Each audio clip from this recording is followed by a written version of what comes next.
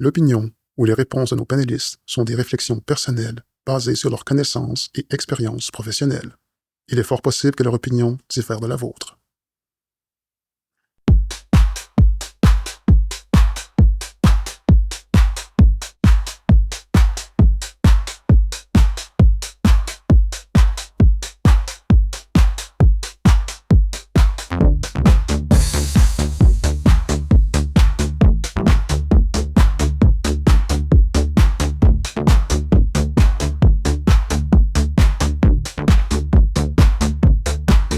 Bonjour mesdames et messieurs et bienvenue à ce nouvel épisode de l'Apport collectif. Balado aux trois experts de la chaîne d'approvisionnement de la gestion contractuelle et la logistique du secteur public ou municipal apporteront à la table de discussion leur point de vue sur différents enjeux et questions entourant la chaîne d'approvisionnement. Mesdames et messieurs, mon nom est Patrick William de l'Université McGill et modérateur de ce panel. Pour ce troisième épisode, nos panélistes aujourd'hui sont Madame Amélie Fugère, partenaire d'affaires en approvisionnement stratégique chez Aéroport de Montréal. Monsieur Alain Dubé, chef de service gestion contractuelle et approvisionnement à Urgence Santé. Et Madame Marie-Michelle Boudria, directrice de la division des acquisitions des infrastructures et des projets industriels au service des approvisionnements de la Ville de Québec. Mesdames et messieurs, nos trois panélistes partageront leur expertise, leur expérience et leur point de vue du thème de l'épisode. Leur contribution nous permettra d'approfondir notre compréhension et d'alimenter la réflexion collective. Panélistes, merci de votre part au balado et sans plus tarder, commençons notre discussion. Abordons un sujet crucial dans le monde de l'approvisionnement public et municipal, le marché restreint et le pouvoir de force du fournisseur.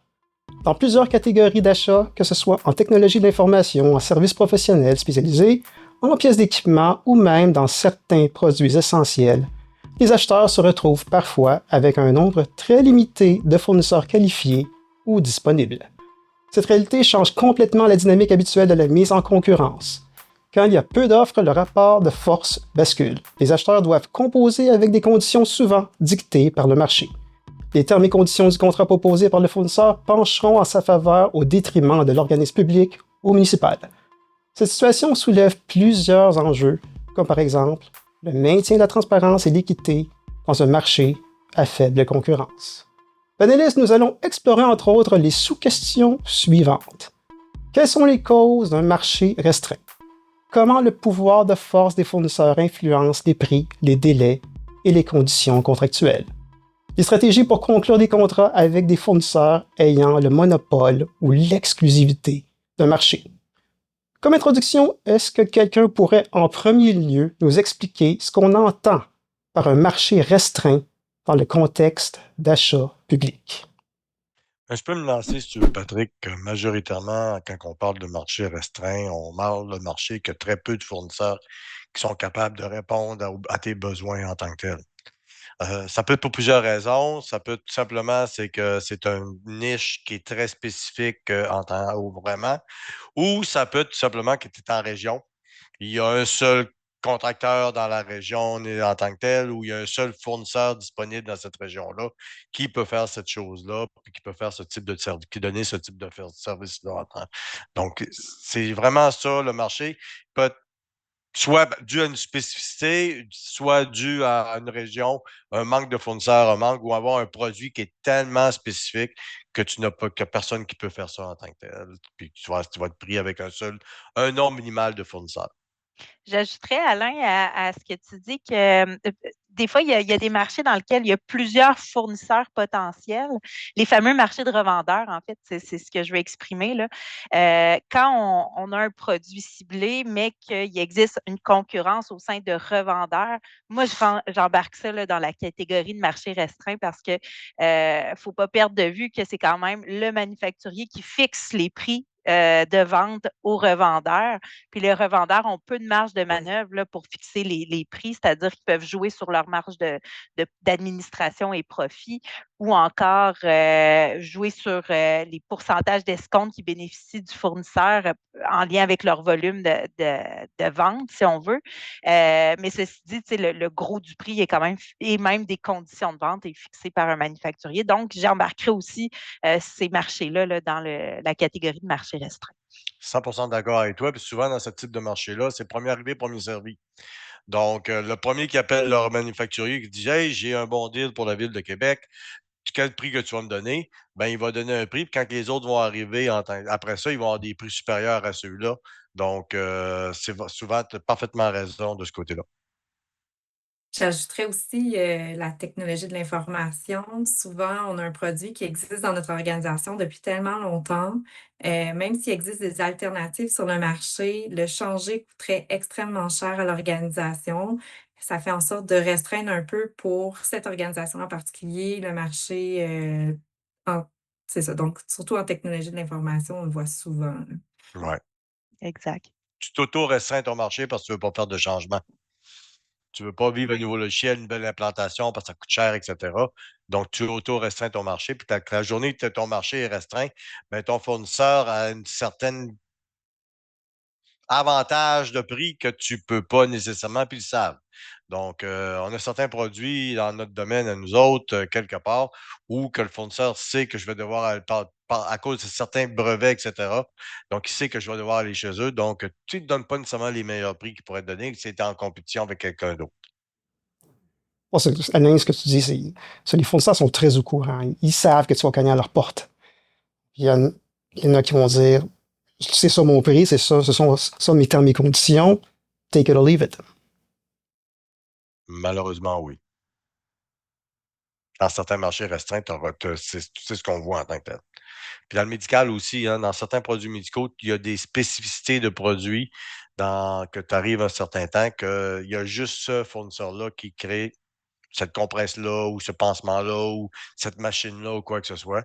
Puis il sait que le docteur veut avoir cette machine-là. Donc, il n'y a aucun avantage à être compétitif. Il sait qu'il est tout seul sur le marché présentement. Donc, habituellement, il va dicter le prix, il va dicter les livraisons, il va dicter tout ce qu'il a dicté qui peut à son avantage à lui. Quel risque cette situation pose quant à l'intégrité et la compétitivité du processus d'approvisionnement? Parce que ton processus il est comme teinté. Tu aimerais ça aller voir le marché, mais il n'y a pas de marché.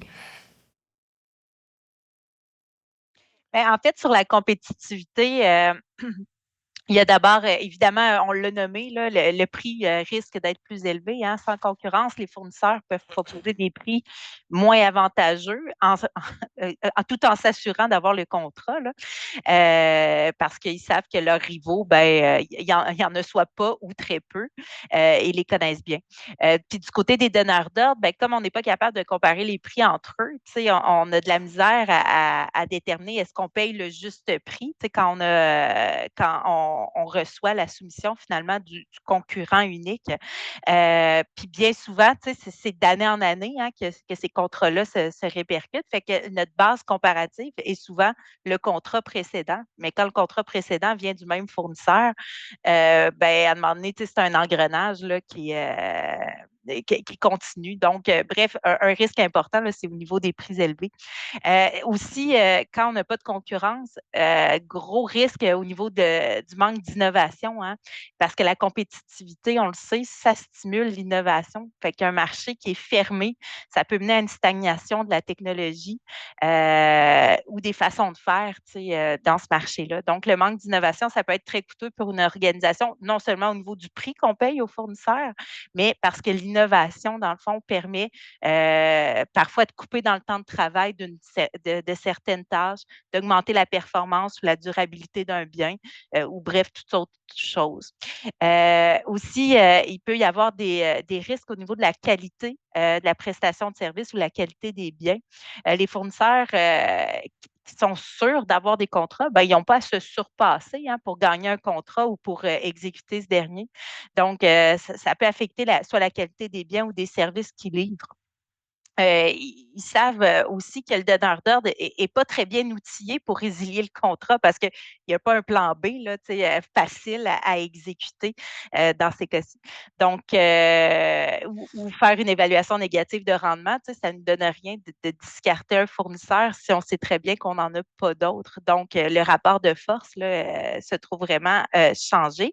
Fait que, évidemment, ben, ça complexifie énormément la gestion des problèmes de rendement justement en cours d'exécution du contrat au détriment de la qualité là, des biens et des services.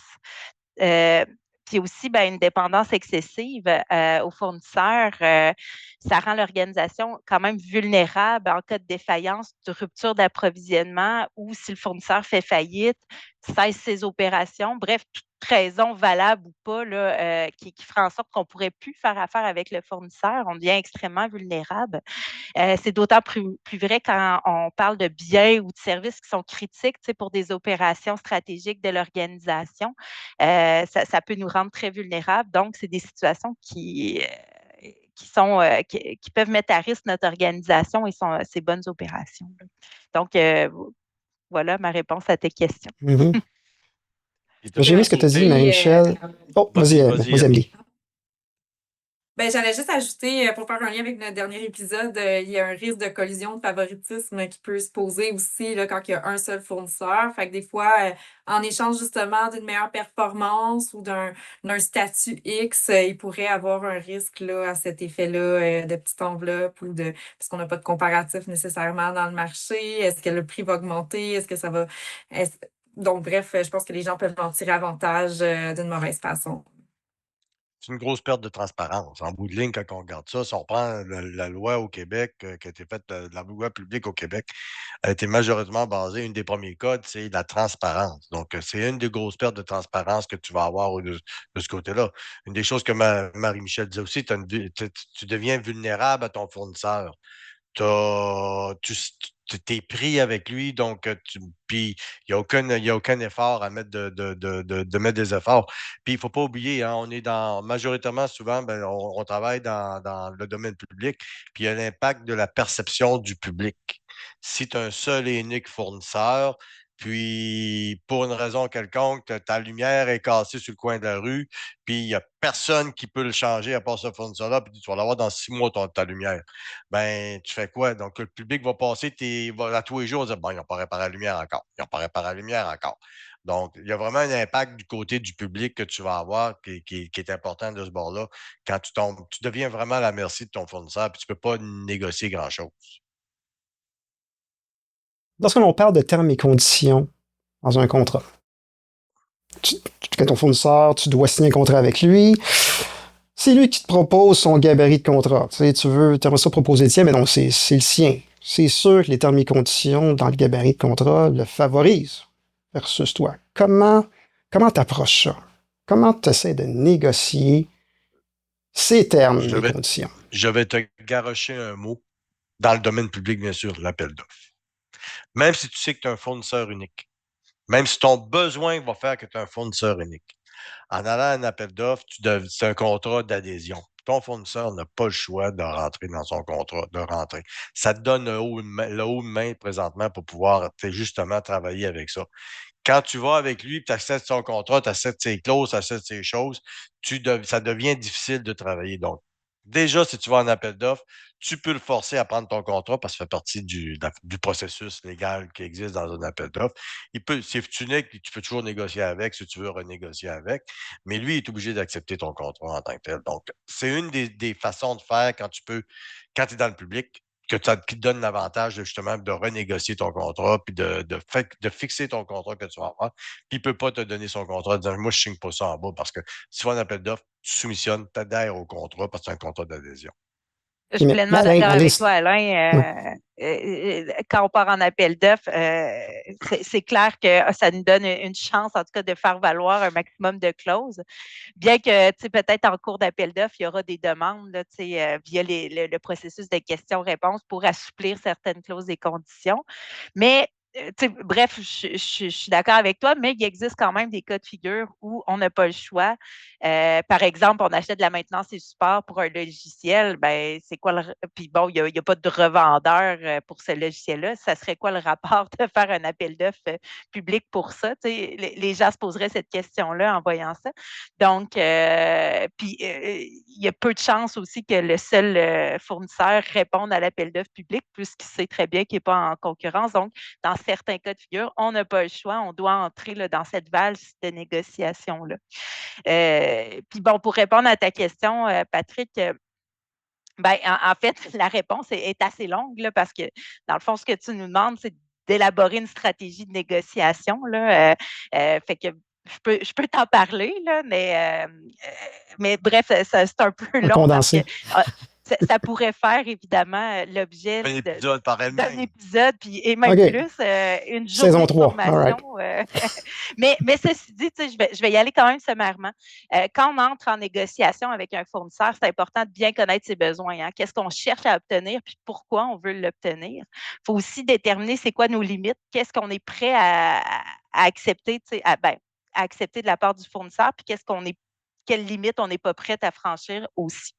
C'est important aussi de savoir quelles concessions on est prêt à faire, puis d'identifier le point de rupture, c'est-à-dire à partir de quel moment là, ça passe pas, c'est la limite à ne pas franchir finalement. Donc, en se documentant bien sur ce qu'on est prêt à accepter, ce qu'on cherche à obtenir, on part correctement. Après ça, il faut s'assurer de rassembler là, toutes les données qui sont nécessaires pour mener une bonne négociation. Par les données, là, je pense notamment à des données sur les fournisseurs. Regardons, est-ce qu'on a négocié dans le passé avec ce fournisseur-là? On est-tu à notre 3e contrat? Qu'est-ce qu'on a accepté? Qu'est-ce qu'on a refusé? Déjà là, ça nous permet de voir qu'est-ce qui risque de nous tontir au bout du nez. S'il y a une clause d'indemnisation qu'on a acceptée dans le précédent contrat, c'est clair qu'il va nous revenir avec cette clause-là puis dire, ben là, c'est parce qu'on a ça depuis 4 ans. Là, pourquoi ça ne fait plus ton bonheur en date d'aujourd'hui? Ça va être peut-être un peu plus difficile à faire passer. Aussi, il faut s'assurer d'avoir une bonne connaissance du marché puis des prix basés sur nos estimations. Il faut aussi regarder, est-ce qu'il y a des alternatives possibles dans le marché, même si elles sont nettement plus coûteuses. Je fais du pouce sur le commentaire d'Amélie tantôt. Elle disait dans le domaine des TI, des fois, on se crée des marchés restreints parce qu'on n'est pas prêt à changer de solution logicielle. Mais quand on entre dans une négociation comme ça, il faut les regarder, ces options-là. Puis il faut regarder comment elles coûtent parce qu'à un moment donné, on va peut-être être obligé d'y avoir recours, même si ce n'est pas notre choix premier, puis même si on sait que ça nécessitera beaucoup plus d'efforts de la part de l'organisation. On doit aussi comprendre le fournisseur, comprendre ses besoins, puis pourquoi il adopte telle ou telle posture dans la négociation. Donc, vraiment, moi, je suggère de profiter d'une des premières séances de négociation pour poser beaucoup de questions ouvertes pour comprendre vraiment la perspective du fournisseur, ses motifs, puis le laisser parler finalement. Puis après ça, revoir notre stratégie en comprenant mieux c'est quoi sa perspective, puis ses orientations. Ensuite de ça, c'est important de chercher des moyens pour créer des leviers. Hein. Est-ce que c'est en garantissant un volume d'affaires? On est peut-être capable, peut-être qu'on est entré dans la négociation en disant c'est un contrat à commande. On verra bien comment qu'on t'en achète puis à quel moment. Mais dans le fond, on est peut-être capable de fournir des garanties parce qu'on sait très bien que minimalement, on va acheter au moins 60% du volume qu'on avait présenté au départ.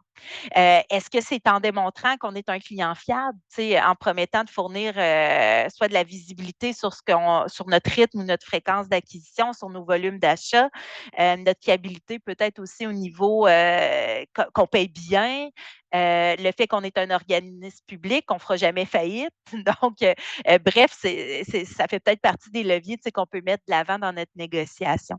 Est-ce que c'est en montrant qu'on est flexible? Peut-être dans certains dossiers, on est flexible dans les délais de livraison. On pourrait justement assouplir ces exigences-là. Évidemment, quand on est en gré à gré. Est-ce qu'on est capable de proposer des contreparties aussi qui ne sont pas évidemment financières, là, puis dans le respect des règles d'intégrité? Par contrepartie, là, j'entends soit lui offrir de fournir des références à des futurs clients, soit offrir des mesures de simplification administrative, évidemment dans le domaine du possible. Fait que, bref, regardez qu'est-ce qu'on peut assouplir, quelle contrepartie autre que financière on est capable de lui offrir dans le respect, évidemment, des règles d'intégrité. Aussi, avant d'entrer en fait, tout au long de la négociation, c'est important de se préparer des scénarios. Il faut les mettre à jour, ces scénarios-là, au fur et à mesure qu'on avance dans les négociations. Donc, c'est important aussi d'identifier la meilleure solution de rechange si la négociation échoue. Justement, l'exemple le plus probant, c'est celui que j'ai nommé tout à l'heure. Dans le fond, si jamais on ne réussit pas à s'entendre pour notre maintenance et support d'un logiciel X, ben, peut-être notre meilleur scénario, c'est d'aller en appel d'offres pour acquérir un équivalent à ce logiciel-là. Mais il faut toujours l'avoir en tête parce que c'est comme ça qu'on ne se sent pas piégé dans la négociation, puis qu'on est capable de se sortir de là et de ne pas tout concéder. Finalement, on a une solution de rechange et c'est la journée où on n'en aura pas de solution de rechange en cas d'échec que là, ça va aller très mal, la négociation. Puis je terminerai peut-être en disant que la meilleure posture à adopter là, dans ce genre de négociation-là, où on n'a pas le gros bout du bâton, c'est la posture gagnant-gagnant. Puis là, évidemment, dépendamment comment vont les discussions, ça se peut qu'on change de posture, mais commençons à tout le moins avec celle-ci. C'est une posture qui présuppose évidemment une approche collaborative avec l'autre partie. Puis on cherche à créer un partenariat avec le fournisseur et non pas une simple transaction commerciale finalement. Donc, c'est lui démontrer qu'on est là pour devenir son partenaire. C'est comme ça aussi qu'il va avoir une valeur ajoutée à faire affaire avec nous, même si on sait qu'il n'y a pas le choix, qu'on n'a pas le choix, c'est-à-dire. Fait que voilà comment je résumerais comment négocier dans ce genre de contexte-là. Mais évidemment, je suis allée très rapidement puis j'ai effleuré bien des sujets. Oui. Mais je rebondis un peu quand même sur, c'était vraiment tout parfait, mais sur l'échange d'informations, je pense souvent dans des marchés restreints, là, concrètement, on a tendance à renouveler, on justifie, mais on négocie pas. Puis c'est là l'enjeu, puis c'est là qu'on se tire dans le pied. Il faut démontrer que, on est intéressé par l'ensemble des clauses, on est intéressé par la structure de coûts que le fournisseur nous met en place. Pourquoi ces coûts-là? Il faut questionner, il faut qu'il se passe du sens. Est-ce que l'année passée, admettons que j'ai eu un contrat de 3 ans, puis il m'a augmenté de X% chaque année. Cette année, c'est quoi l'augmentation? Est-ce que ça rejoint le coût de l'inflation, l'augmentation, ou c'est démesuré par rapport à ce qu'on pourrait s'attendre? C'est là d'avoir des arguments qui sont raisonnables de notre part peut amener le fournisseur à avoir une approche raisonnable aussi envers nous. Parce qu'il ne faut pas oublier, un fournisseur veut faire affaire avec l'organisme public. Il veut pas se faire remplacer. Fait qu'il va toujours avoir peur qu'il y ait une solution de rechange puis qu'on finisse par trouver un moyen de retourner en appel d'offres pour le besoin en tant que tel. Fait que des fois, c'est pas possible, évidemment, là, parce que c'est vraiment le seul fournisseur qui offre cette technologie-là. Mais à quelque part, les fournisseurs autour peuvent commencer à se développer. Puis, par développement des fournisseurs, tu sais, Alain, tantôt, tu as parlé un seul fournisseur dans une région, par exemple, un fournisseur de services, c'est le seul, c'est une région un peu éloignée, mais peut-être que mon besoin est très large, puis que si je fais un appel d'offres par lot, mais je vais être capable de rejoindre des petits fournisseurs que je vais être capable de développer au fur du temps, puis ils vont être capables de prendre des plus gros morceaux par la suite. Fait qu'il y a tout le temps des stratégies qu'on peut mettre en place pour ces alternatives-là, puis je pense qu'il faut quand même que le fournisseur comprenne ce volet-là. Mais c'est pas l'ensemble des fournisseurs qui sont, comment dire, freinés, là, qui vont avoir une approche très dure avec l'organisme public. Tu sais, je pense que ça rejoint, je sais pas, peut-être un 10%, là, je sais pas de pourcentage, là, mais bref, c'est pas l'ensemble des fournisseurs. Souvent, ils ont quand même une approche collaborative, puis ils sont capables de faire la part des choses. Puis je pense que c'est important de démontrer l'intérêt là-dedans. Tout à fait. Puis pour faire du pouce là, sur le développement des petits fournisseurs, nous, à la Ville de Québec, on a développé un processus de la gestion de la relève dans certains domaines, justement, où on voyait que la concurrence diminuait. Là, puis bon, un domaine dans lequel on l'a expérimenté, c'est là, je vais dire des conneries, mais l'assemblage des véhicules de police. On achète des véhicules, puis il faut installer des gyrophares. Bref, il y a un paquet de trucs à installer là, sur un véhicule pour qu'il devienne un véhicule de fonction là, pour notre service de police. Et dans ce domaine-là, ben, on était rendu quasiment avec un seul fournisseur là, capable de réaliser nos contrats. Évidemment, on faisait un contrat à commande pour une durée X de temps. Puis on se rendait compte qu'il y avait très peu de joueurs qui soumissionnaient, alors que c'est un domaine dans lequel il n'y a pas de raison technologique ou légale qui fait en sorte qu'il y aurait un seul fournisseur. Donc, on a décidé de développer un programme de relève via dans le fond, une invitation à tous sur le SEAO. Puis, à notre grand étonnement, il y a eu une bonne participation. Puis, on donne des contrats justement de faible valeur en rotation à tous les participants à notre programme de relève. Fait qu'on a décidé d'avoir cette approche-là pour un certain nombre d'années avant de justement relancer notre gros appel d'offres qui sollicite un seul fournisseur, ou peut-être qu'on va y aller aussi avec un appel d'offres éventuellement avec plusieurs fournisseurs qualifiés.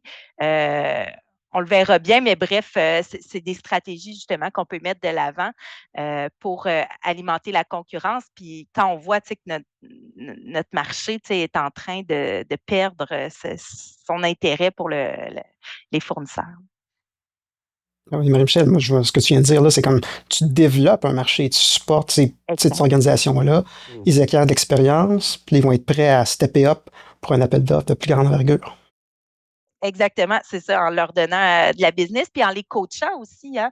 Les nouveaux fournisseurs, ils ont besoin parfois de coaching pour exécuter correctement le travail. Fait que on le sait que dans un programme de gestion de la relève, ben, on va peut-être encadrer un petit peu plus les fournisseurs, leur offrir un petit peu plus d'accompagnement pour après ça, qu'ils step up et qu'ils soient capables de réaliser les travaux comme on l'entend. Comment s'assurer, Panelis, que le prix payé demeure juste et raisonnable?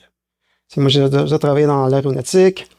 On avait un département d'estimation. C'était des gens avec des accréditations, puis ils faisaient juste de l'estimation. On ne voit pas ça dans le secteur public. Est-ce qu'il y aurait quelque chose à faire aussi avec ça, d'avoir des gens formés pour nous sortir une estimée? Parce que présentement, nos estimés, avant qu'on lance un appel d'offres, quoi, ça vient du requérant, whatever. On a payé ce prix-là plus 10%. C'est pas sophistiqué comme analyse. Là. Est-ce qu'on est rendu là aussi pour nous aider à savoir c'est quoi le right price? Ben, je pense que tu dois connaître, depuis tantôt, on dit que tu dois connaître ton marché. OK? C'est quoi ton besoin? C'est quoi ton marché? C'est une des façons. Puis souvent, tu n'es pas nécessairement dans le même besoin, le même marché, mais tu peux aller voir, faire du benchmarking ailleurs. Parce qu'on parle quand même de fournisseurs qui sont uniques, en guillemets. Mais tu peux aller voir ce qui se passe ailleurs. On parlait de logiciel. Programmer un logiciel, utiliser un logiciel, ça se programme ailleurs, puis aller voir qu'est-ce qu'il y a comme marché à l'extérieur, dans d'autres domaines, dans d'autres choses, des choses similaires pour aller voir justement, ça peut-être pas exactement la même chose, mais de prendre le temps d'aller faire du benchmarking, d'aller voir ce qui se passe de ce côté-là. C'est une des façons que tu vas t'assurer que le prix que tu as est le bon prix. Parce que tu vas analyser ton marché. Si tu connais rien, puis tu vas t'asseoir, puis tu dis, ben, j'achète toujours mon camion de police de la compagnie Ford, puis Ford, il va te charger n'importe quoi parce que c'est toujours Ford, puis c'est Ford que tu t'en viens, puis c'est Ford que tu vas avoir.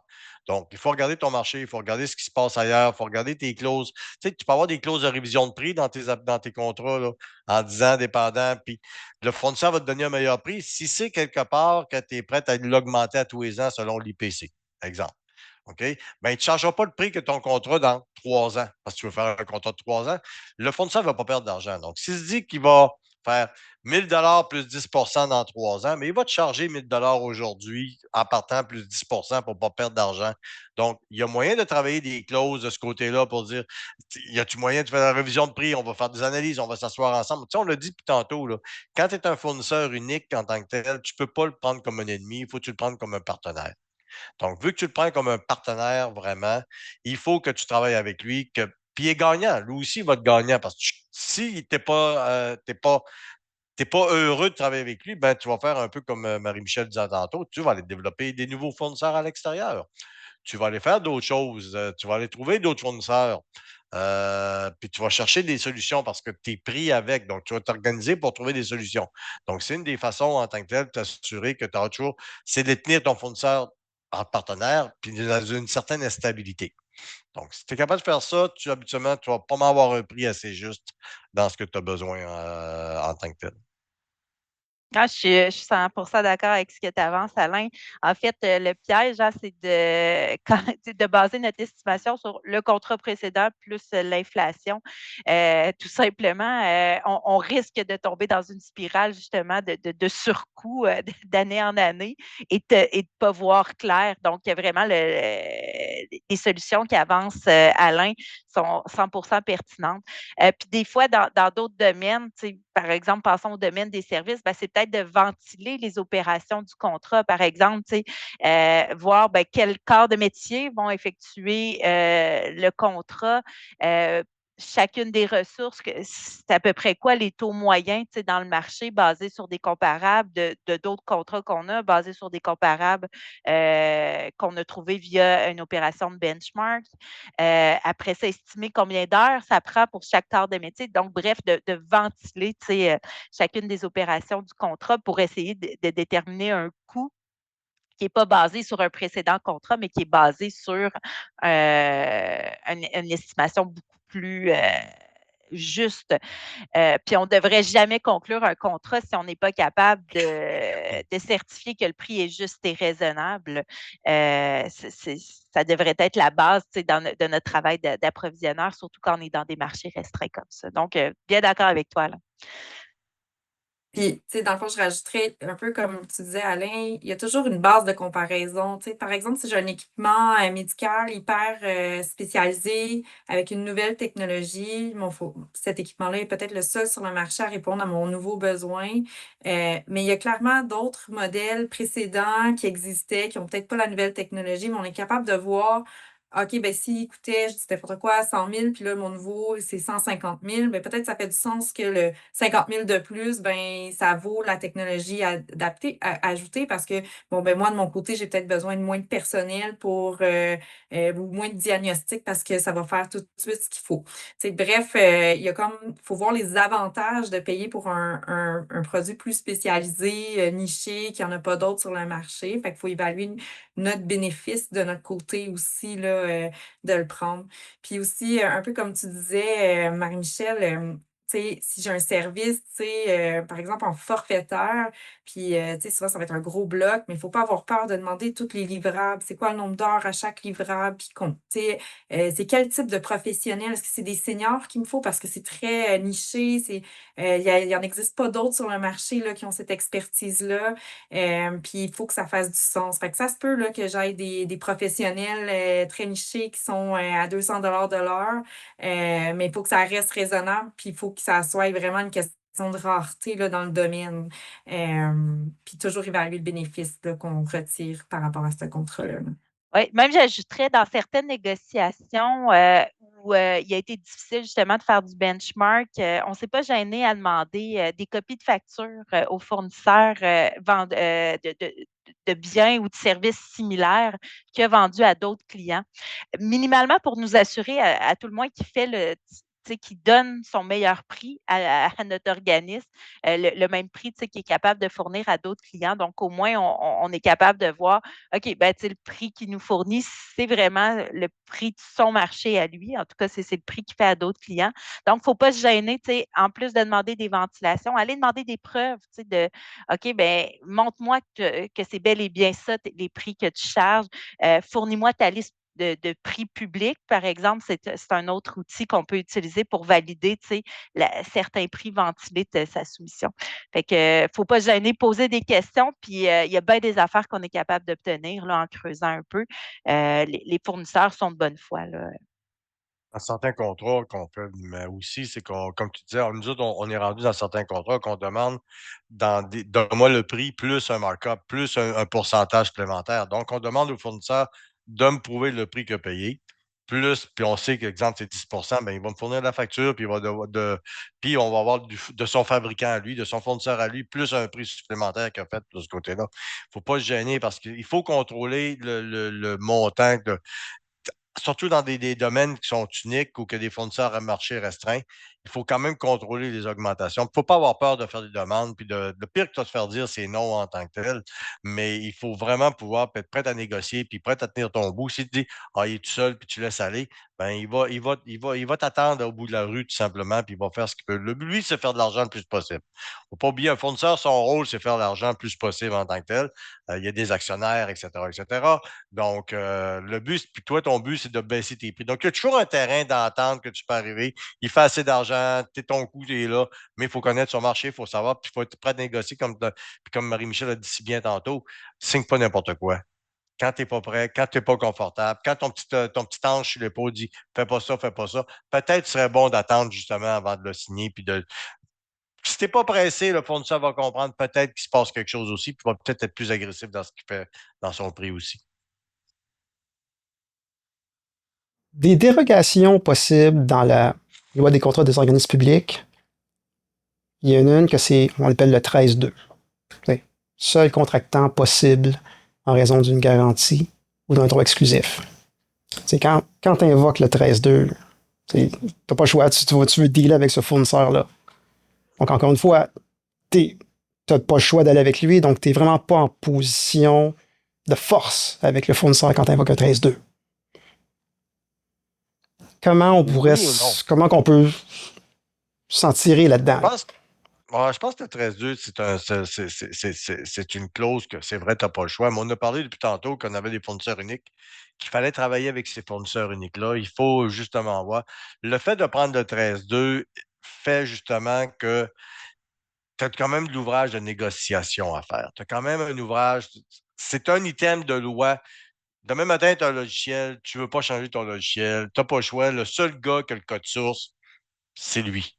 Donc, mais il n'y a rien qui t'empêche d'aller voir le marché, de faire comprendre à cette personne-là en tant que telle que, comme je disais tantôt, c'est gagnant-gagnant. On en parlait tantôt, là.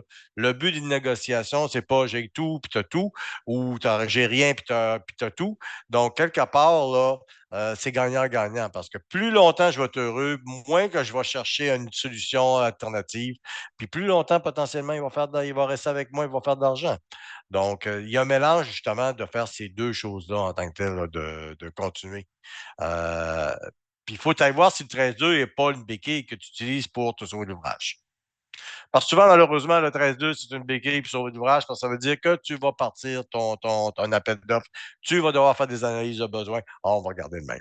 C'est correct. En termes de talent, Donc, quand tu invoques le 13-2, souvent, c'est que tu as la lettre d'exclusivité du détaillant, que le fabricant dit que c'est juste lui qui peut faire le service. Donc, tu dois avoir une preuve aussi là, quand tu invoques le 13-2.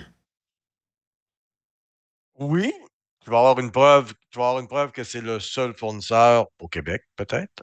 OK. Mais ça ne veut pas dire que tu n'en as pas ailleurs. Es-tu prêt à faire affaire avec un autre fournisseur en Ontario, exemple à Toronto? On s'entend que 24 heures de livraison. Livrer de Québec à Montréal, on va dire 24 heures. Là. Livrer de Toronto à Montréal, c'est 24 heures aussi. Donc, c'est-tu vraiment un marché exclusif? Est-ce que d'autres personnes qui peuvent venir puis travailler dans ce domaine-là? Oui, c'est une possibilité. Il faut analyser ton marché. Il faut que tu le regardes. Il faut faire attention. 13-2, ça peut être, excusez le mot, mais ça peut être de la paresse de l'acheteur. C'est la façon facile de régler ton problème. Tu n'as pas besoin d'analyse, c'est un 13-2. Next, on passe au prochain. Donc, c'est tout ça, ce qu'on fait. Si tu fais ça en tant qu'acheteur, malheureusement, tu ne fais pas ton ouvrage d'avoir prouvé que c'est le seul et unique fournisseur qui a le droit de vendre ce produit-là dans ta région, dans ta province ou quoi que ce soit. Le fameux 13-2 n'est pas encore accessible aux organismes municipaux, mais elle le sera bientôt là, avec la nouvelle loi sur les contrats des organismes municipaux. En fait, on va avoir une disposition qui est à peu près identique à celle prévue de la LCOP. Ceci dit, mes expériences passées m'ont quand même permis de l'utiliser, donc je vais donner quand même une opinion là-dessus. En fait, de un, comme le mentionne Alain, super important qu'on évoque un motif de dérogation, que ce soit celui-ci ou tout autre. Il est important d'être 100% sûr qu'on cadre correctement dans le motif de dérogation, sans quoi on ne devrait pas l'utiliser. C'est un principe de base que les approvisionneurs publics doivent tous expérimenter. Puis, donc, faites attention à ça, évidemment, je suis d'accord avec Alain. Mais je suis aussi d'accord avec ce qu'Alain mentionne. Tout ce qu'on vient de dire, dans le fond, ça s'applique à une négociation qui se déroule dans un contexte de 13-2. 13-4 ou peut-être moins le cas d'urgence, parce que quand on est en situation d'urgence, l'urgence est là, donc on n'a pas le temps de négocier. Mais bref, à peu près tous les motifs de dérogation de la loi, là, c'est les mêmes principes qu'on a évoqués tout à l'heure qui s'appliquent, les mêmes tactiques de négociation, la même importance aussi de bien négocier le prix en se basant sur des bons comparatifs et non pas juste le contrat précédent. Fait que bref, tout ce qu'on a dit, ça s'applique, là. Donc, je ne pense pas qu'il faut adopter une approche différente parce qu'on est dans du 13-2 que toute autre situation. Je pense que aussi on n'est souvent pas les seuls à utiliser un fournisseur là, en situation de monopole ou de marché restreint. Je pense que j'en reviens au benchmark qu'on parlait tantôt. C'est important de faire un peu union de force pour tous négocier ces contrats-là. C'est important de se tenir, puis ça pourrait être dans un cadre d'achat regroupé ou pas, là, mais c'est important parce que je l'ai vu là, pour avoir travaillé dans différentes organisations, des contrats de marché restreint ne sont pas négociés de la même façon et donnent des résultats différents parfois, là. Fait que c'est pas normal là, que ça se passe comme ça pour les mêmes besoins. Fait que je pense qu'il faut pouvoir en discuter puis pouvoir faire un peu union là-dessus. Servir de nos confrères dans les autres organisations, tu fais quoi dans ce domaine-là? Qui sont tes fournisseurs? Parce que souvent, tu penses que tu es tout seul dans ton domaine, mais tu as d'autres compagnies, industries, villes, CIUS qui existent dans le monde. Prends le temps, appelle ton fournisseur, appelle tes confrères ailleurs, même si tu es dans le domaine du. Tu sais, on parlait d'habiller des véhicules tantôt avec des lumières, etc. On en fait, nous autres, des véhicules, ben, on est pris avec un fournisseur, deux fournisseurs. Ben, qu'est-ce qui m'empêche d'appeler Sûreté du Québec? Qu'est-ce qui m'empêche d'appeler la Ville de Montréal? Qu'est-ce qui m'empêche d'appeler la Ville de Québec? Tu as fait quoi? C'est qui tes fournisseurs à toi? Servons-nous de nos connexions. Un téléphone, là, département des approvisionnements, il y a quelqu'un qui va être capable de te diriger vers le département des approvisionnements de la Ville de Québec. Si tu es chanceux, tu vas tomber sur Marie-Michel. Puis à partir de là, ça va être une conversation qui va être très agréable. Puis on va pouvoir avancer puis trouver des choses de ce côté-là. Mais il faut prendre le temps, justement, d'aller voir ce qui se fait ailleurs. C'est une des façons. Un 13-2, c'est beau, là, mais va voir ce qui se fait ailleurs aussi. C'est peut-être pas la bonne solution. C'est pas peut-être. Des fois, tu n'as pas le choix. Peut-être c'est ce contrat-là, tu vas faire un 13-2. Mais même une petite marque quelque part que faut aller voir ce qui se passe ailleurs pour le prochain que tu vas faire. Peut-être pas un 13-2 que tu devrais faire le prochain, tout simplement. Prends le temps de regarder ce qui se fait dans le marché. Puis qu'est-ce que tes confrères, les gens dans le public, les gens, comme on disait tantôt, qui habitent des véhicules, qu'est-ce qu'ils font eux autres? Qui sont leurs fournisseurs? C'est pas la première fois qu'on dit à aller dans les épisodes passés aussi, là. On fait tous partie de la nation. Supply chain, il faut s'entraider, il faut s'appeler. On a de l'information à partager. Pas des gens aussi vont être prêts à partager ton information avec toi pour t'aider. Si tu es pris dans un domaine ou quoi que ce soit. Là. Panélistes! Absolument. Ben, parlons pour nous. Je pense qu'on est très ouvert justement à partager. Quand on reçoit des appels comme ça, c'est sûr qu'on y répond. Et évidemment, quand on est capable de le faire, là, avec plaisir. Donc, panélistes, ceci complète la première partie. N'oubliez pas de cliquer sur le bouton d'abonnement à notre chaîne YouTube et suivez l'Apport Collectif sur Spotify, Apple Podcast et maintenant sur Instagram. Tous les épisodes de la saison 1 et 2 sont disponibles sur YouTube, Spotify, Apple Podcasts, Amazon Music et d'autres plateformes bien connues.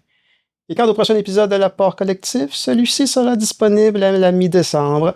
L'épisode 4 mettra en vedette Patricia de la ville de Saguenay et les retours de Marie-Michel et Amélie. Soyez des nôtres et faites partie du mouvement, faites partie du changement. Panélistes, Continuons la discussion quant au pouvoir de force du fournisseur dans le cadre d'un marché restreint ou même exclusif. Quelles stratégies peuvent être mises en place pour rééquilibrer le rapport de force? Est-ce que la collaboration interorganisationnelle, comme des regroupements d'achats, peut aider à réduire la dépendance envers un seul fournisseur?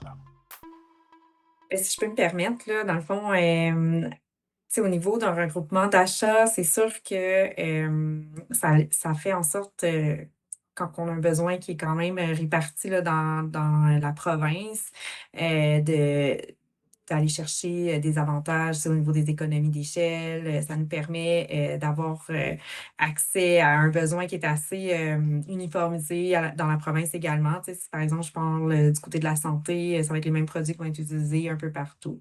Par contre, ça a l'effet contraire aussi de restreindre un peu le développement du marché, puis ça peut faire en sorte qu'il y a moins de fournisseurs qui, au fil du temps, se développent là, et puissent soumissionner dans de futurs appels d'offres.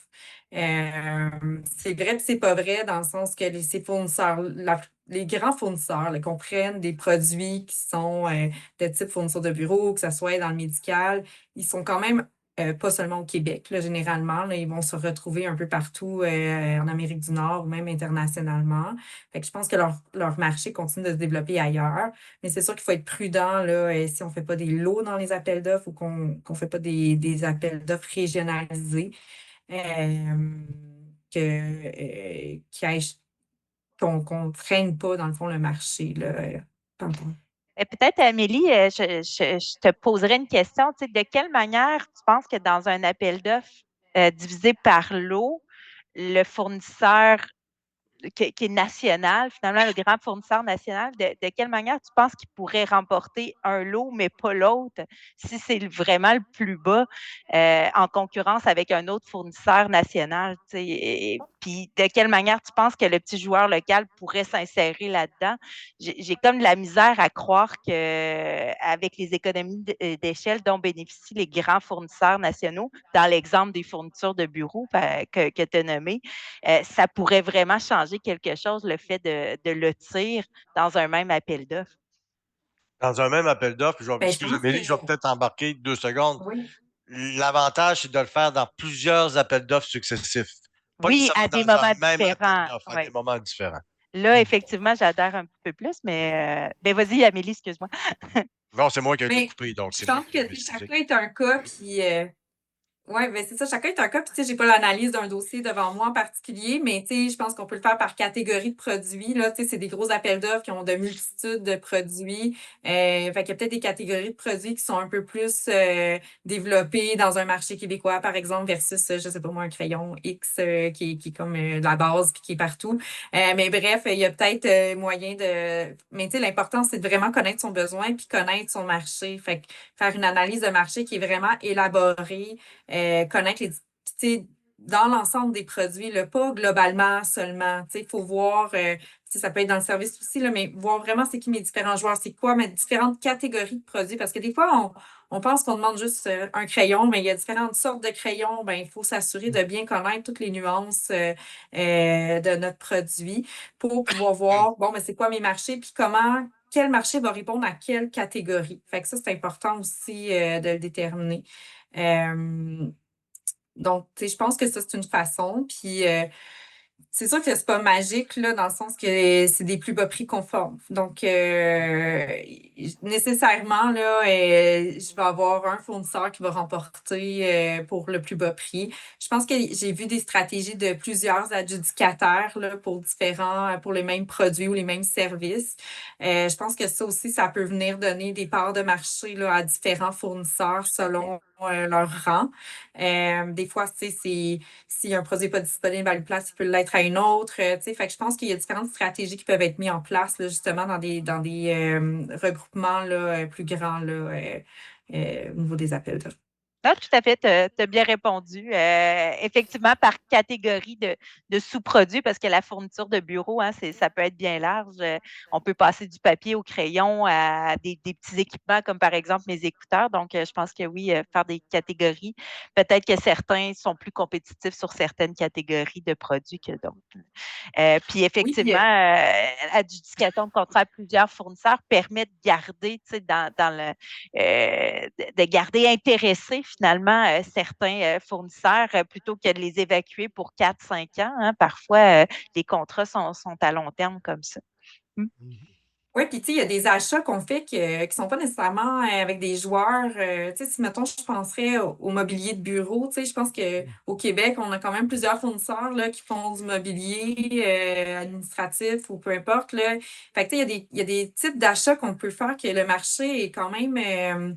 Il n'y a pas un seul gros joueur, par exemple. Tu sais, il pourrait en avoir plusieurs, puis il pourrait avoir une réelle compétition, puis ça ne ferait pas en sorte d'éliminer non plus les autres joueurs parce que ben, il n'y a pas juste l'organisme public qui achète des meubles, par exemple, là, au Québec. Il y a plein d'entreprises privées qui en achètent. Fait que le marché va continuer de vivre là, puis de survivre à ces appels d'offres-là. Oui, par contre, je mentionnerais sur ce dernier point-là que les marchés publics, c'est quand même un domaine qui est très particulier pour des vendeurs. Hein.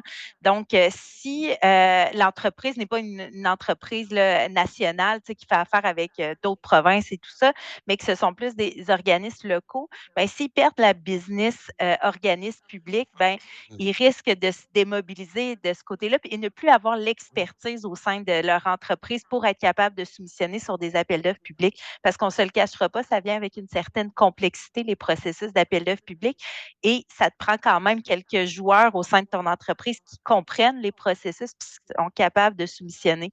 Donc, si une petite entreprise plutôt locale ou régionale perd un contrat important, puis elle sait qu'elle n'aura pas accès à d'autres contrats à cause d'un regroupement d'achats, ben, ça se peut qu'elle perde son expertise de sa branche organisme public et là, qu'elle ait de la misère à revenir dans la course dans 3, 4, 5 ans, là, selon la durée du contrat. Donc, il faut garder ces aspects-là en tête là, qui peuvent refléter des enjeux. Et aussi, à l'époque où les regroupements d'achats étaient moins importants, on voyait beaucoup plus d'organismes publics conclure des contrats avec des petites entreprises locales. Et là, c'est des phénomènes qu'on voit moins. Pensons, encore une fois, ramenons les fournitures de bureaux. Ben, c'était pas rare qu'il y avait une petite papeterie régionale qui fournissait, par exemple, l'hôpital du coin ou la commission scolaire du coin ou le cégep du coin, alors que là, c'est des phénomènes qu'on ne voit plus du tout. Là, ce sont que les grands joueurs nationaux qui percent ces marchés-là. Sur ce sujet-là, puis on va sortir temporairement, on parle des grosses compagnies, les Amazon de ce monde, les Temu de ce monde. Indirectement, sans s'en apercevoir en tant que consommateur, oui, on sauve de l'argent, mais on tue l'industrie locale. Donc, c'est quelque chose qu'il ne faut pas oublier. Il ne faut pas faire la même chose avec les regroupements d'achats d'une façon indirecte, où on tue l'industrie locale. Le petit papetier qui vendait d'antan tous les produits de bureau à l'hôpital de Trois-Rivières, exemple, il était à Trois-Rivières dans le temps. Aujourd'hui, il est à Montréal, il met ça dans un camion puis il envoie. Donc, lui, il n'y a plus de... OK, oui, il vend à d'autres compagnies, mais c'est quand même un domaine. Quand regardons ce que nous achetons au Québec en dollars, la valeur de dollars que nous achetons, et c'est un montant qui est énorme. C'est un marché qui peut être très, très rentable en tant que public, tout ce qui est marché public. Donc, je pense qu'on doit avoir une certaine considération, puis le gouvernement aussi du Québec a une certaine considération, justement, de favoriser les plus petites entreprises locales au lieu de favoriser les grandes compagnies. Puis dans nos domaines d'appel d'offres, quand on fait un appel d'offres, on peut donner certains avantages à des compagnies locales sur le prix dans l'analyse. Donc, je pense que ça doit être fait aussi de cette façon-là pour protéger justement l'industrie locale parce que la multinationale, on a eu l'expérience l'an passé, certaines multinationales qui ne voulaient pas se syndiquer ont fermé les portes au Québec au complet et ont quitté. Donc, la petite compagnie qui vend du papier, elle n'a pas fermé ses portes.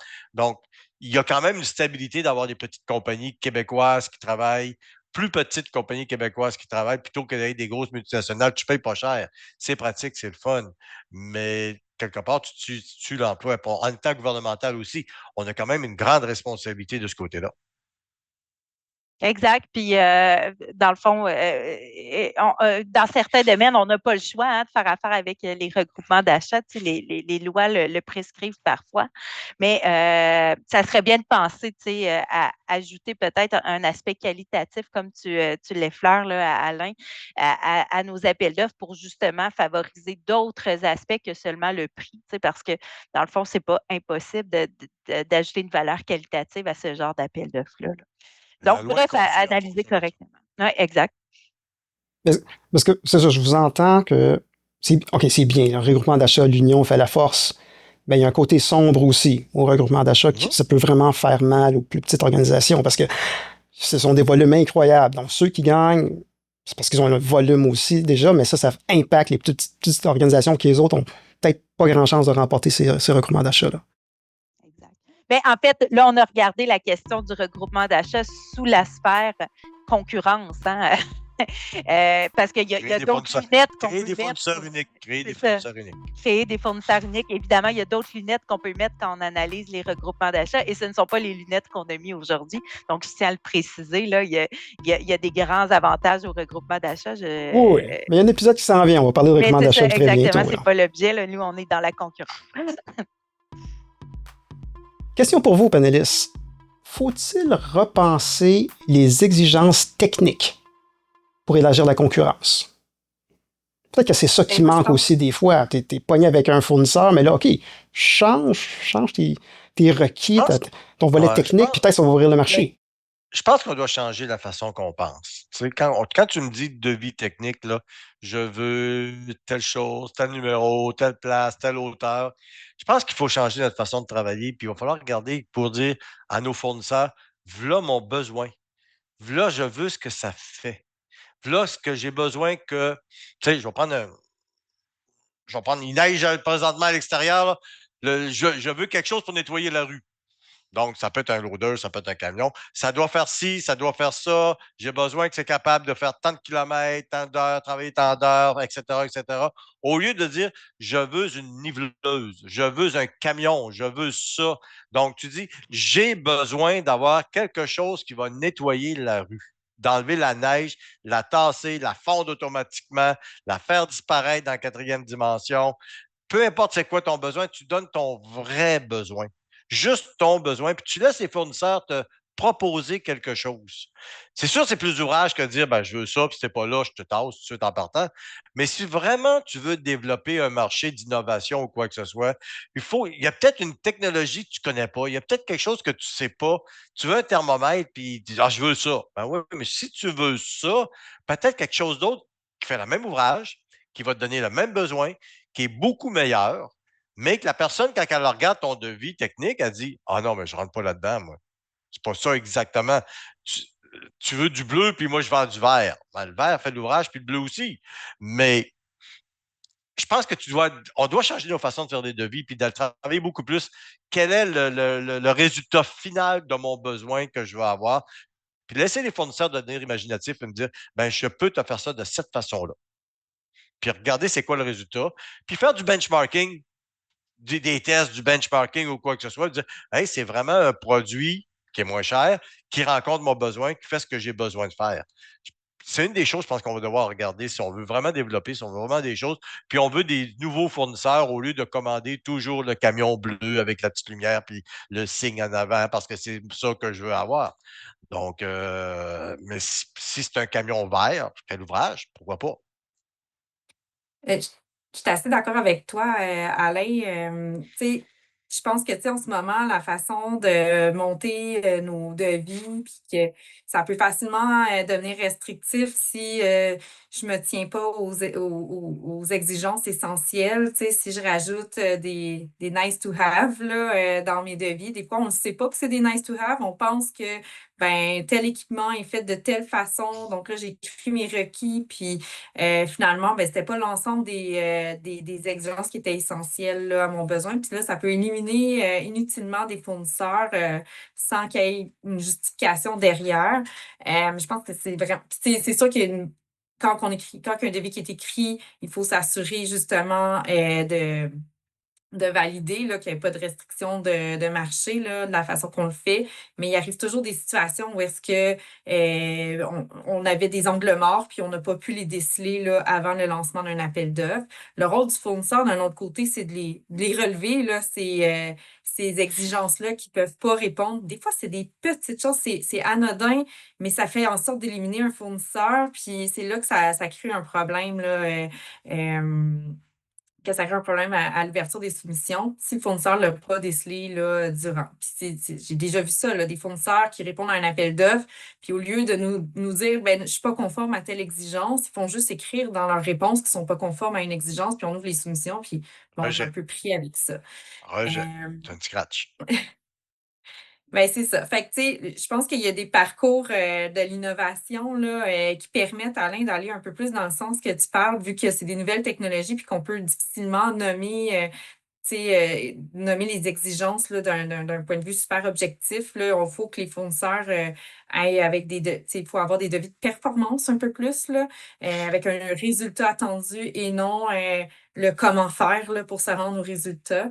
Je pense que c'est vraiment à développer là, du côté des organismes publics. Mais c'est sûr que ça prend du temps, puis il faut comme faire la preuve du concept là, avec ça.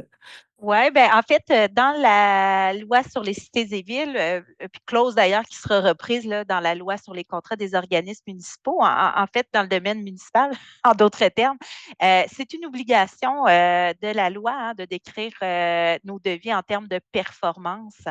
Donc, en tout cas, tout ce que je veux mentionner, c'est qu'il y a une obligation légale de le faire, de pencher vers ça. Donc, je ne peux faire qu'abonder dans le même sens que toi, Alain et Amélie. Là où j'avance. Ouais. Les fournisseurs sont intelligents. Hein? S'ils voient que ton devis est involontairement dirigé, ils ne soumissionneront même pas. Donc, tu vas te ramasser tout simplement avec un marché restreint involontairement parce que ton fournisseur, il dit ah, regarde, c'est la description de tel produit.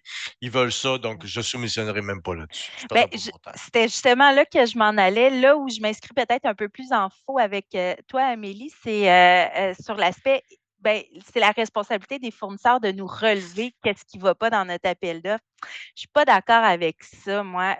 On a la responsabilité de faire des analyses de marché, de préparer nos appels d'offres de manière à ce que le marché puisse y répondre. Donc, je ne suis pas trop d'accord au fait que ben, c'est à lui de me le dire si ça ne marche pas. Tu sais, je vais l'essayer comme ça, puis il me le dira si ça ne fonctionne pas. Non, c'est à nous d'être parfaits du premier coup parce que justement, ils n'ont pas l'obligation de nous relever nos écueils ou qu'est-ce qui leur chicote. Les fournisseurs sont parfois bien occupés puis n'ont pas le temps d'essayer de négocier avec nous pour ramener l'appel d'offres de manière à ce qu'ils puissent soumissionner. Donc, ils peuvent passer au suivant, puis c'est une bonne stratégie pour eux. Je ne peux pas leur en vouloir. C'est à nous de bien faire notre travail. Tu as 100% raison, là. C'est sûr que c'est à nous de le faire, mais concrètement, là, pour en avoir vu plusieurs, on reçoit un devis du technique, c'est pour hier. C'est sûr que c'est notre obligation comme organisme public de faire notre bonne due diligence, là, de faire notre travail adéquatement, mais des fois, l'information est est difficile à obtenir par rapport à des exigences techniques. Je pense que c'est pas nécessairement l'obligation du fournisseur de nous relever les incohérences ou les exigences pour lesquelles ça élimine son produit ou son service. Mais je pense que c'est de sensibiliser, de dire, ben, si tu vois qu'il y a quelque chose qui n'est pas cohérent, de le relever, ça fait quand même partie de sa possibilité de soumissionner à un appel d'offres. C'est dans le sens qu'il y a la possibilité de poser des questions durant un appel d'offres, de s'en servir de cet outil-là pour s'assurer de pouvoir soumettre un prix puis d'être dans la concurrence toujours là, et non de faire des exigences qui ont des angles morts que l'organisme aurait eu, que finalement, ben, ça élimine un joueur. Là. C'est plus dans ce sens-là. Oui, puis là-dessus, je vais dans le même sens, c'est-à-dire quand on fait des rencontres de rétroaction avec des fournisseurs ou quand on est dans des activités pour essayer d'expliquer aux fournisseurs comment accéder au marché public, ben, c'est clair on les invite finalement à commenter les appels d'offres en cours d'appel d'offres puis d'utiliser le processus de questions-réponses pour relever les incohérences ou ce qu'ils trouvent qui les restreignent pour y accéder. J'en conviens, il faut les inciter à le faire, mais on a notre due diligence à faire, évidemment, Ça comme va. donneur d'ordre public. Je pense que si on prend je vais mettre une conclusion rapide sur ce sujet-là. Il faut se donner le temps en tant qu'approvisionneur de faire notre ouvrage correctement. Amélie a dit tantôt, ah, souvent, on arrive à la dernière minute.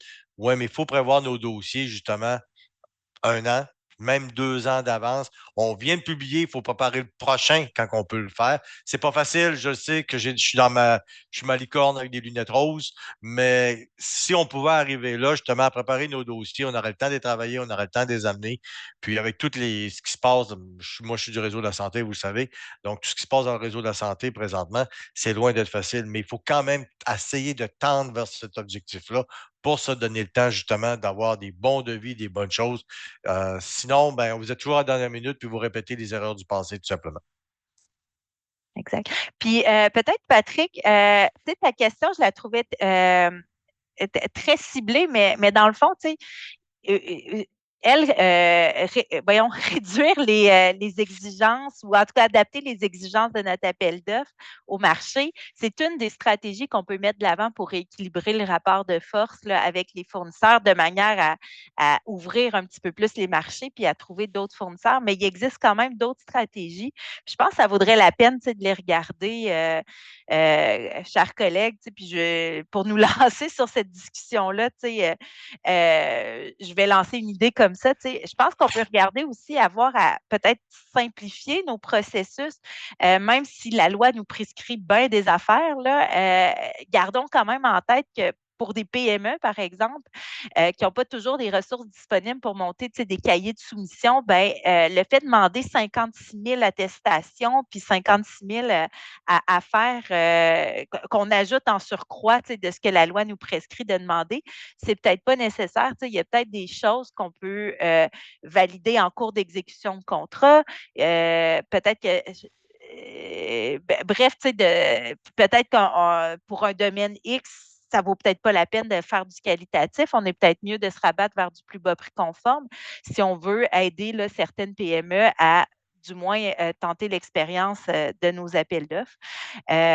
Puis il ne faut pas non plus se gêner à offrir des outils à ces petites entreprises-là ou aux entreprises qui ont moins l'habitude de faire affaire avec les organismes publics pour comprendre nos marchés, savoir comment soumissionner, savoir c'est quoi les exigences. Donc, peut-être en amont, quelques fois par année, offrir des séances d'information aux PME, des capsules en ligne. Hein, à cette heure, avec les outils qu'on a de formation en ligne, pourquoi pas mettre sur notre site web quelques trucs et astuces sur comment soumissionner sur nos appels d'offres. Bref, aider finalement les PME à accéder à nos marchés. Avez-vous d'autres idées pour rétablir le rapport de force, chers collègues? Je pense que tu as déjà sorti quelque part. Faut prendre, comme on disait tantôt, il faut prendre le temps de regarder tout le marché. Il faut prendre le temps de communiquer avec nos fournisseurs, de voir qu'est-ce qu'on peut faire pour améliorer. Tu peux pas. C'est vraiment une question d'effort qu'il ne faut pas oublier que c'est de l'effort, c'est du temps. On est à court de personnel dans le réseau de la santé, on ne le remplace plus depuis 1 an. Mais il faut quand même, on doit quand même prendre le temps de parler avec ton client interne. Prendre le temps, quand on a parlé dans certaines émissions l'an dernier qu'on parlait de besoins, d'analyse, d'appel d'offres, quoi que ce soit. Ton client interne est très important. Donc, prendre le temps de comprendre c'est quoi ton besoin de ton client interne pour l'aider justement à bien déterminer ton besoin, son besoin, parce que c'est pas le besoin de l'organisation. Donc, vraiment prendre le temps d'être ton client interne aussi, de comprendre c'est quoi, et non prendre la feuille de papier, puis moi, je sors un contrat, une régie, un formulaire de soumission, un bordereau de prix, puis je l'envoie à l'autre bout. Donc, si on pouvait aller là, justement, pour les aider à l'interne, probablement qu'eux autres comprendraient mieux c'est quoi le processus, comprendraient mieux comment définir leurs besoins. Puis à partir de là, justement, il y a toutes sortes d'outils aujourd'hui qui sont disponibles sur le marché pour aider à faire ça, pour aider justement à comprendre c'est quoi le besoin, puis c'est quoi tu veux faire de ce bord-là. Donc, si ton besoin, si tu demandes des certificats, puis il n'y a pas d'utilité à demander ces certifications-là, ben, la personne, ou prendre le temps de voir c'est quoi la certification. Tu demandes le certificat A, mais le certificat A, c'est un vieux certificat qui n'est plus disponible. Mais c'est quoi, là, prendre le temps d'aller voir c'est quoi les nouveaux certifications? Est-ce que c'est des certifications qui sont encore valides? Il faut faire cet ouvrage-là de notre côté, justement, pour s'assurer ce qu'on demande. Puis si c'est pas nécessaire, c'est un nice to have, excusez l'anglicisme, mais si vraiment c'est pas nécessaire, ben pourquoi le demander? C'est quoi la valeur ajoutée de demander ça, à part de restreindre le marché peut-être à 50 du monde qui ne l'ont pas nécessairement? Ouais. Puis Tu sais, j'ajouterais on en a parlé. Oh, excuse-moi. vas-y, On vas-y, en a Amélie. parlé quand même un peu, mais tu sais, de faire une bonne gestion, ben, analyse de risque là, de ce besoin-là, justement. Fait que c'est quoi ce besoin-là pour mon organisation? Est-ce que c'est critique ou c'est pas critique? Puis comment que, tu sais, peut-être j'ai une partie de besoin qui doit être répondue par ce fournisseur unique-là, mais peut-être que je peux tranquillement faire une transition vers d'autres fournisseurs avec, tu sais, en ayant une stratégie justement de réduire le pourcentage donné à un fournisseur pour tranquillement aller vers un autre ou plusieurs autres, puis tout ça pour tendre vers un appel d'offres éventuellement. Fait que je pense que l'analyse de risque globalement pour l'organisation mêlée avec une bonne gestion de performance de fournisseurs.